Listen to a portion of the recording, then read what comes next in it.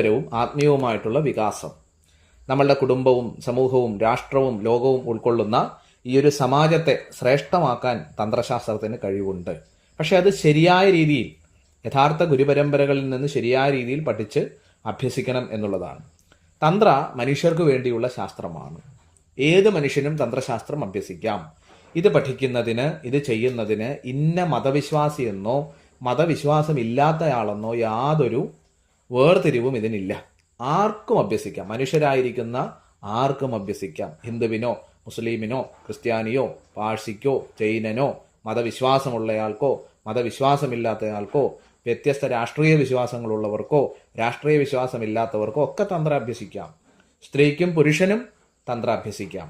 ഏതാണ്ട് 12 വയസ്സിന് മുകളിലുള്ള കുഞ്ഞുങ്ങൾക്ക് മുതൽ തന്ത്രശാസ്ത്രം അഭ്യസിക്കാം എന്നാണ് പറയുക. പിന്നെ അങ്ങോട്ട് പ്രായപരിധിയില്ല. 60, 70, 80, 90 വയസ്സുള്ള